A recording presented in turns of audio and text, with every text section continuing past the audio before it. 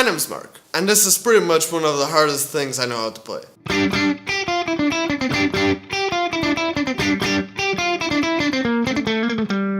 Yeah, I know. You may be thinking to yourself, how is an anime theme song harder than perhaps Megadeth solos, or perhaps John Petrucci licks, or Jason Becker songs, or doing sweeps at crazy speeds? But trust me, if you're like me and you like to pick all the notes, or you're many times looking for ways to improve your own picking technique, you may find this video really interesting. For those who are not aware, that's a theme song from an anime called Yu-Gi-Oh! It's a really good anime/cartoon adaptation. He needs a reality check. Which was pretty much made to publicize these gaming cards. And as a kid, I was a really big fan of this anime. And till this day, I'm a really big fan of the game as well. And I was watching a really popular Yu-Gi-tuber who uses that theme song in his intro, and I had one of my guitars in my lap, and by the power of nostalgia, I tried to play that riff. And even though in its main tempo it is pretty fast, it didn't really scare me, until I saw the picking pattern. And not only is it pretty crazy, well, at least I thought it was pretty crazy, that for a few minutes it made me struggle a little bit. And not to brag, but I've become quite used to solving these picking technique problems, unless it's some kind of weird cross-picking pattern like one note per string,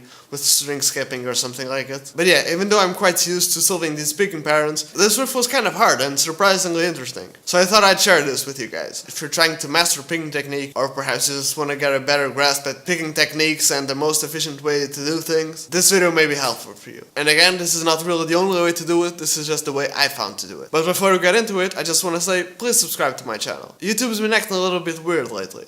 Even if you subscribe to a channel, and even if you ring the little bell notification thingy below, you still really may not be notified of that channel's content. So if you want to stay tuned to the content of your favorite creators, you really should turn on all the notifications. Not just occasional notifications which are set as a default, you really gotta turn on all the notifications. And while you're down there, consider leaving a like. And perhaps check some of my other videos after this one. I've done some other videos on anime theme songs and improving your guitar mastery with them, like for instance using L's theme from Death Note to play over weird time signatures. Or perhaps this anime theme song will revolutionize your songwriting.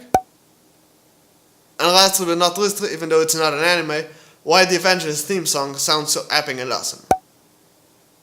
All of those videos will be on the card section right there, on the annotations of the end screen, so please stay tuned, and in the description below. Okay, I guess now we can get straight into it. Okay, so let's play it again, but this time with some tabs, but then slower, also with tabs.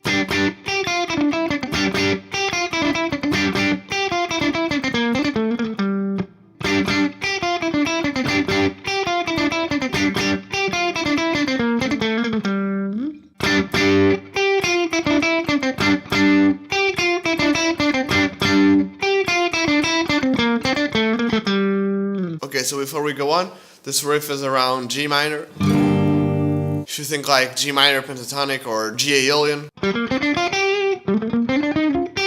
And conceptually, it's pretty easy to understand. Again, we're in G minor, and we start out with just a G power chord, and then we descend the G Dorian scale. We go a note back, we do this little thrill, then we repeat.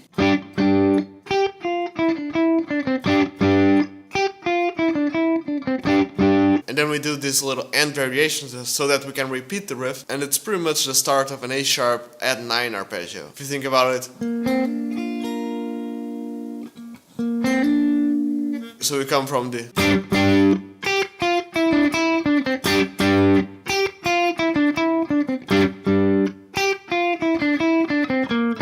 Then we do this little thrill, then we resolve back to G.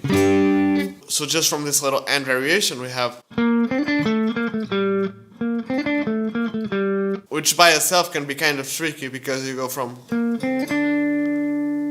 then you gotta go to the 7th fret of the string up, and if you try to go with the 3rd finger at the speed of that song, it can get pretty hard to do. And it's pretty much because I haven't practiced this enough, but many times I end up using my 2nd finger to go to the 7th fret before resolving to the 5th. Like, so slowly we have...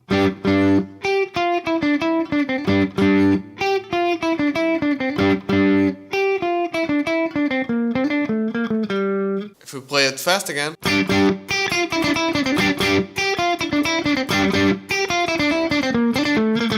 And if you kept watching till now, it's probably because you're interested in the picking technique part. And here's the thing, if you look at the riff like this, at speeds like this, you can't really do it just pure downstrokes. It's simply impossible, not even James Hetfield can do it. So as a result, you sort of have to use some sort of a alternate picking technique. Whether you do economy picking or you do straight alternate picking, I must warn you, for this specific riff, which is the reason I say this is one of the hardest things I know how to play, both techniques have a bunch of disadvantages. And before I go on talking about picking technique, if you haven't checked out Troy Grady's Cracking the Code series, you should totally do it. He analyzes the picking technique of some great players like Yngwie Malmsteen and Martin Miller, Steve Morse, Eric Johnson, and then teaches you the advantages and disadvantages of said picking techniques. For instance, even though guys like Steve Morse and John Petrucci have some crazy picking technique and can do all of that straight alternate picking, cross picking thing, and even though that technique seems pretty much flawless, if you watch his show you may realize that that sort of a technique is pretty much a glass cannon. Or maybe the picking technique of Marty Friedman, for instance, that everyone mocks and thinks it's weird. This is kind of a Mobius moment, but what if I told you that his picking technique has some really cool advantages? Not only is it a great series, but most of the terms I'm going to be using next come from Troy's show. So if you're not familiar with the terms, it may be hard to understand. And also, I suggest you go check out my video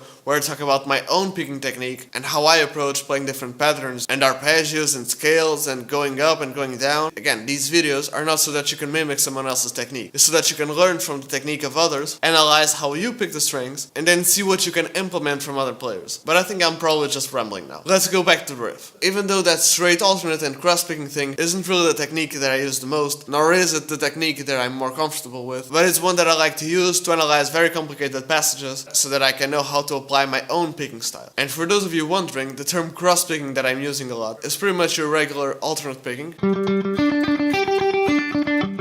but you do it in this sort of pendulum-like motion.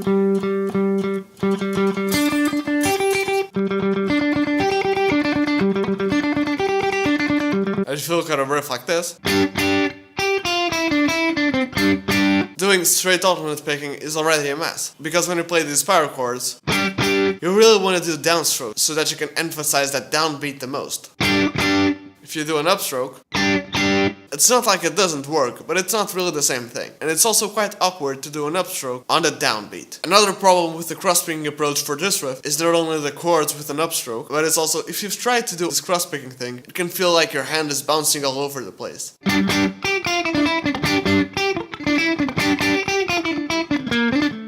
Even though I sucked at playing it, you could see that my hand was all over the place, and again, at least to me, that crazy hand position is quite awkward to me. And now for the way I do it, again, I'll suppose you watched my video about how I pick strings, and again, I started with a downstroke on the chords, and at first, when I went to that G note, I first tried it with a downstroke. But again, I found that because of starting with a downstroke, I had to do this inside cross-picking thing.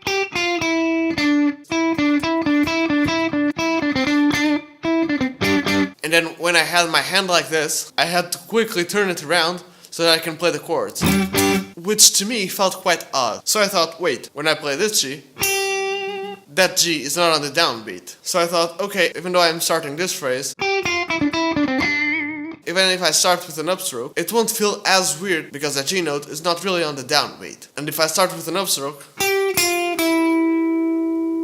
my pick is up here, ready to hit the G string on the 7th fret for that D note. And there's no more of that inside cross-picking thing. And the only little bit of cross-picking there is when I need to go from that D note to that E. But since it's an outside cross-picking, I can just push it forwards instead of pushing it downwards. And then pick up the B string with an upstroke and then keep with my downward pick slanting approach. So until now we have down, down, up, down, up, down, up, down, up. The only part that's missing is that little and variation. And again, for this part, there's no need for cross-picking either. If you have a downward pick slanting approach, you can just play a downstroke, then another downstroke with a rest stroke or a sweep, and then an upstroke. You can just land on the D string again and do the last phrase. Again, with the down-up thing, it's kind of like down, down, up, down, up, down, up. So until now, we have slowly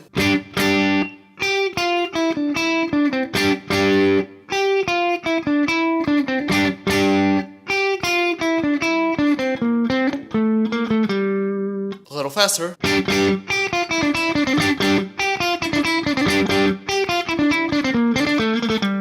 And even though kind of engineering your picking structures like this can seem a little bit odd and counterproductive to just play, it's kind of like you have to study the way you're playing. Trust me, in the long run, it makes your job of playing much easier. And again, this is just the way I do it, and the way I feel about this. If you try to do this yourself and find another way to pick it that is really efficient for you and feels really comfortable for you, film yourself playing, upload it to Instagram, and tag me. Not only will I see it, but I'll repost it. But yeah, I think I'll stop talking about this ref. Thank you so very much for watching. I hope this video was helpful to you in any way possible. And if it was, please leave me a comment below. Was there something I missed, something I should have said? Do you have anything to add to this discussion? What are your own thoughts on picking technique? Do you have any suggestions for videos or what kind of content I should make? Don't forget to leave it in the comment section below. And as always, I'm giving away free one-on-one Skype lessons. And all you have to do to win one free Skype lesson and discounts on future lessons is to subscribe to my channel, turn on all the notifications, follow me on Instagram, and then DM me on Instagram or on one of my other social medias if you want to follow those too, like Facebook and Twitter. And yeah, DM with screenshots, proving that you did everything mentioned before. And